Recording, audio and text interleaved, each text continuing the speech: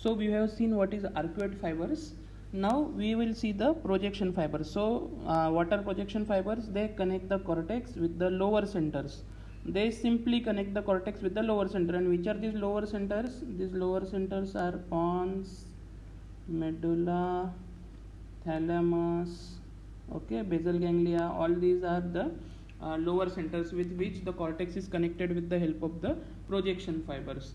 Okay, then association and commissural fibers come primarily from neurons in the layer 1 to 3. Now we have seen the layers. So association and commissural fibers mainly come from 1 to 3 layers, and projection fibers mainly come from 5 to 6. As I told you, corticospinal tract arise from layer 5 and 6. So remember these things. Projection fibers must be very strong and they must be very long. The lower centers means here there is spinal cord also. Okay, it is also lower center. Remember this. So these are very long fibers, and they arise from layer 5 and 6. Okay. So now we have seen what are association fibers, what are commissural fibers, and what are projection fibers, and what are arcuate fibers. Even they will come next. The corticospinal tract is composed of projection fibers arise from the neurons in the deeper layers of the precentral gyrus. As I told you previously also, precentral gyrus, it contains two areas, which is premotor areas and association motor cortex area.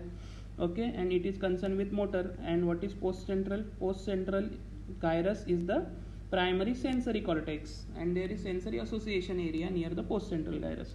So not to confuse, precentral gyrus concerned with the premotor cortex, of course motor activity. So from that the corticospinal tract almost arise because they are also motor, and they are composed of projection fiber, as I told you, as they are arising from layer 5 and 6. So corticospinal association fibers may be short or long. Okay, we have seen about corticospinal projection fibers. Now corticospinal tract also has association fibers. They may be short and they may be long. Okay, so if they are short enough, they will go from one gyrus to the next gyrus, and they will lie in the most superficial layer of cortical white matter, and that is arcuate fiber, as I told you, from one gyri to other gyri passing the sulci. The major long association bundles. Now they have given what are the major long association bundles in the brain connecting one area to other. They are superior and inferior longitudinal fasciculus, superior and inferior occipitofrontal fasciculus, uncinate fasciculus, and the cingulum. Okay, these all are the association bundles. Now you will understand what are these association bundles. So they will connect frontal lobe with parietal, or as you can see in this name, occipitofrontal, mean they are connecting occipital lobe with the frontal lobe. Okay, so we will see them one by one. First we will see the definition of fascicula. What is a fascicula? Fasciculus is a small bundle of nerve, muscle, or tendon sheath. Here the term is applied for bundle of nerve, where here. Okay, so it is basically nothing but a small bundle of nerve that are called as fascicula. Okay, so the superior longitudinal fasciculus runs, as it is mentioned, it runs longitudinally between occipital and frontal lobe. So you have to remember this. It runs between occipital and frontal lobe. Arcuate fasciculus provide communication between frontal lobe and parietal, temporal, and occipital. Now you know what is meaning of arcuate. They are very small fibers. They connect one gyri, other gyri, and third gyri. So they must be very small. So they will connect multiple parts of the brain. Okay, because they are small. वो terminate जल्दी हो जाते हैं. तो अगर termination जल्दी होगा तो उसकी वजह से उनका जो distribution है वो भी wide होगा. Okay. Also we have seen superior longitudinal fasciculus connecting the occipital frontal, arcuate fasciculus. Now the fibers of arcuate fasciculus provide a communication between Wernicke's area and Broca's area, as I told you previously. Then there is inferior longitudinal fasciculus, which is occipitotemporal fasciculus. Okay, it connects the occipital and temporal lobes. So superior longitudinal fasciculus will connect the occipital and frontal, and inferior longitudinal will connect the occipital and temporal. So here is how I will show you. Okay, this is of course the anterior side, and this is the posterior side of the brain. Then this is the superior longitudinal fasciculus. These smalls are arcuate fasciculi. Then we will see the hippocampal commissure later on. This is corpus callosum, the largest commissure in the body. This is the largest commissure in the body. It has 4 parts. Okay, it has genu, body, rostrum, and splenium. Okay, then we have the cingulum. Okay, as now you can demarcate the position of a cingulum. Okay, it is related to cingulate gyrus. You know that above the corpus callosum there is a cingulate gyrus, and so the fibers which are under the cingulate gyrus, they are association fibers called as cingulum. Okay, then there is inferior longitudinal fasciculus. There you can clearly see this is occipital lobe and this is temporal lobe. They are connecting both. This is occipital lobe and it is frontal lobe. So just by remembering diagram you can remember these fibers. Superior longitudinal fasciculus is connecting occipital with frontal and inferior is connecting occipital with temporal. Okay, cingulum is around the corpus callosum. So we will go next. The next fasciculus is superior occipitofrontal fasciculus, compact bundle. It lies deep in the hemisphere, connects the posterior portion of the hemisphere with frontal lobe. Okay, so posterior part of hemisphere is of course occipital lobe. It will connect with frontal. It is in the name only. Inferior occipitofrontal, it lies near the temporal. It also नाम में ही सब कुछ है उसके. The uncinate fasciculus arches through the stem of the sylvian fissure to connect to the inferior temporal lobe to the orbital surface of the frontal lobe. Okay, now we have seen what is the sylvian fissure. Okay, so this is our helmet like brain I always draw. So this area, okay, this is your sylvian fissure. Okay, sylvian fissure. This is of course temporal lobe, this is frontal lobe, parietal and occipital. Okay, so at the stem here, at the stem of the sylvian fissure, they connect the inferior temporal lobe, means here, to the orbital surface of the frontal lobe, means it is very small fasciculus. It will connect the inferior temporal lobe with the orbital surface. Now we know the orbital surface of the frontal lobe lies medial to the inferior frontal gyrus. Okay, remember the relations always. They will tell you about the functions of the brain. So this fasciculus is the uncinate fasciculus here. Uncinate. It goes from lower temporal lobe, lower part of temporal lobe to the orbital surface of the frontal lobe. Now the cingulum. Cingulum is white matter tract, lies deep in the cortex of the cingulate gyrus, as I told you earlier. It is a part of limbic system of course and interconnects the cingulate gyrus, parahippocampal gyrus and septal area. Okay, so remember these things: the amygdala, the hippocampus, okay, the fornix, all these are the hypothalamus. All these are the part of limbic system and they are concerned with emotion of the person. Okay, so now we know what is uncinate fasciculus, what is cingulum, and what are these association fibers. Now the lesions involving the long association bundles are responsible for cortical disconnection syndromes. Okay, in which there is a clinical deficit occur in the form of weakness, aphasia, dysarthria. Okay, and because of inability of one of the portion of hemisphere to communicate normally with the another portion. So basically there is disconnection, means loss of connection between the two cortical areas of the brain. So coming to the commissural fibers, as I told you, the commissural fibers connect one area of the hemisphere with the corresponding mirror image area of the other hemisphere, and the primary brain commissures are corpus callosum. Everybody knows this, but we should know other commissures in the brain also. So this is major commissure, then there is anterior commissure and hippocampal commissure. Okay, three commissure are there, nothing more to remember, nothing more to confuse. Primary brain commissures are corpus callosum, anterior commissure and hippocampal commissure. The corpus callosum is largest of the commissural system, connects the neocortical areas of the two cerebral hemisphere, as I have drawn previously also. I will show you in the figure.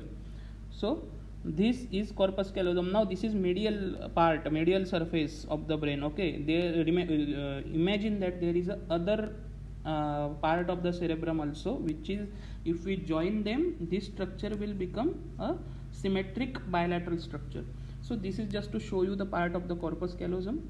So see, this is the rostrum, then the genu, then this is trunk, or you can say body, and the last part is splenium. So this is the corpus callosum, connecting the largest commissure in the body, connecting the fibers of the one hemisphere from other. Just above it there is cingulate gyrus, we know, and what we have seen in the frontal lobe, up to the cingulate sulcus there was medial limit of the frontal lobe. Okay, remember these relations are very necessary. And now as we will see, you should know the structure of hippocampus, fornix also. So here it is the hippocampus, then from hippocampus fornix arises, as in the previous video we have seen the photo. Then from hippocampus fornix will arise, which has three parts: crus, body and column. Okay, this is crus, then here it is body, and here there are two columns of fornix which will finish up into mammillary bodies, which are the part of the hypothalamus. Okay, so coming back to corpus callosum. Corpus callosum is composed of, we know, genu, body, rostrum. Fibers connecting anterior portion of the frontal lobes including speech areas course through the anterior third. So now they have given the fibers, what are the cores. So anterior 1/3 means this much area. Now we know this much area, it comes under some area under frontal lobe and some area under the temporal, but mostly area comes under frontal lobe. So the anterior third of the fiber, Broca's area, is situated in the frontal lobe. So anterior third will contain the fibers for speech areas. Okay, then the body carries fibers from posterior portion of the frontal lobe. Okay, this is body. I told you the frontal lobe is up to the central sulcus, up to here it is there. So body will carry again the fibers of posterior frontal lobe. Then the splenium contains fibers from temporal and occipital lobes. This is the splenium part, and this splenium part, as you can see, it is attached to occipital lobe and it is attached to temporal lobe. So splenium will contain the fibers from temporal and occipital lobes.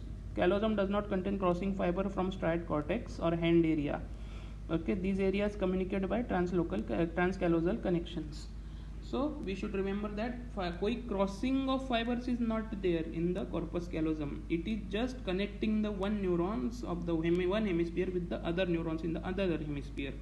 Okay, now we know which fibers pass through which part of the corpus callosum. Again I am repeating, in the frontal anterior part, which is the genu and anterior third, and the anterior third there will be speech areas, Broca's areas, so there will be fibers from the speech areas. In the body there is posterior frontal lobe fibers will be go from there, and in splenium the occipital and temporal fibers will go from splenium. So these are the representation that we have seen. Now cingulum, now you know what is cingulum, here it is shown. Now there is corpus callosum. You see this is one hemisphere, this is other, they are connecting each other, so this is corpus callosum. Okay, then we have shown the anterior commissure. We will see now shortly. The anterior commissure, it is also connecting one part of the brain with the other part, and these are the other fasciculi you have seen. Okay, now just in short, if you repeat, cingulum we know it is related to cingulate gyrus, so frontal lobe से ही आएगा और frontal lobe के नीचे के part से आएगा. Okay, then superior occipitofrontal, superior longitudinal, arcuate fasciculus we know, ये तो बहुत सारे रहते हैं, and they connect almost all the lobes of the brain with each other.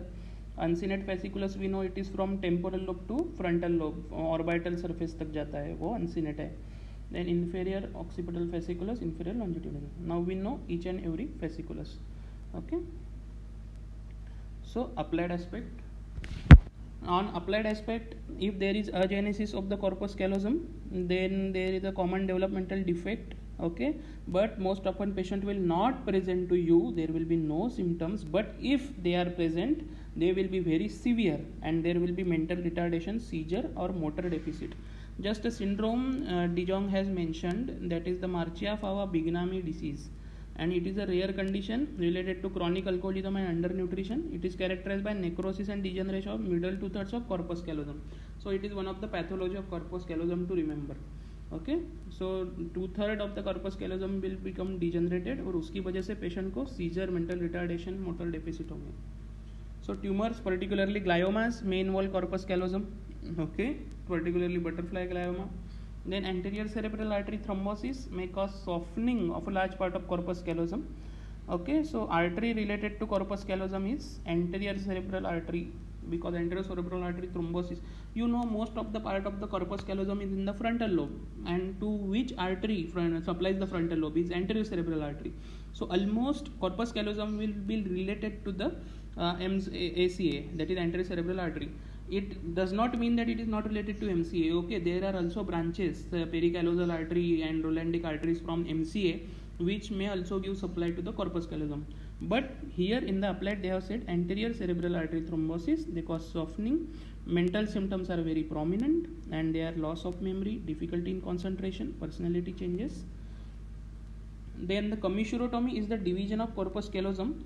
Now it is rarely used to treat the intractable epilepsy. If the epilepsy is not responding to drugs, then there was a procedure we used to do, that is commissurotomy. It disrupts the major cortico-cortical connection between the two hemispheres. Of course, it will disrupt the connection from one hemisphere to other hemisphere, and due to that the neuronal network threshold may come down, and that's why they were doing commissurotomy.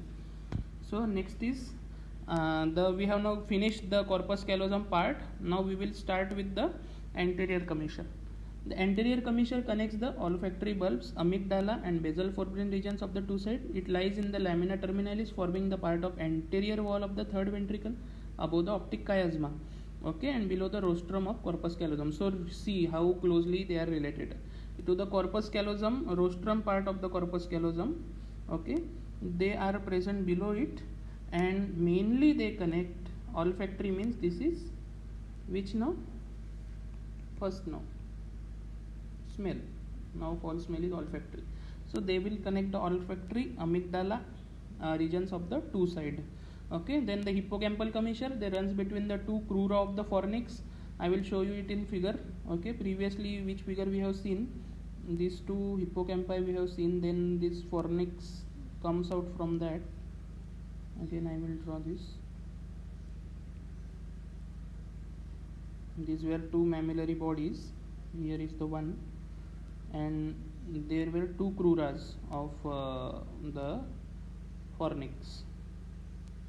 Okay, and this was the commissure. Okay, so remember this is mammillary body.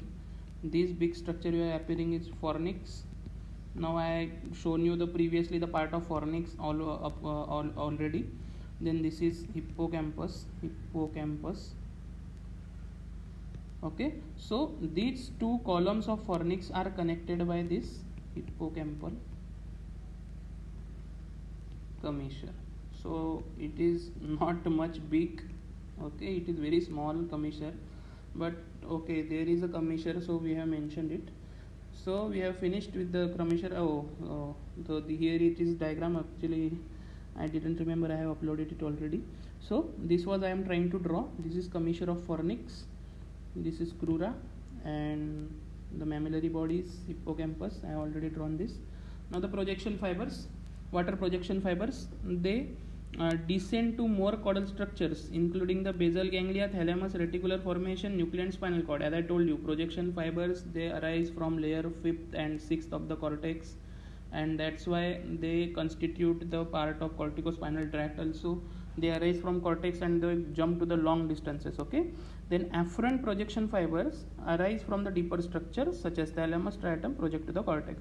So now we talked about corticospinal, that it is the motor tract from cortex to it is going to the structure spinal cord and basal ganglia. But sensory fiber, they arise from spinal cord and they also go to the center such as cortex or striatum. So these fibers are also projection fiber, not necessarily motor fibers. Sensory fibers are also projection fibers. So now we have seen the arrangement of the fibers in the CNS.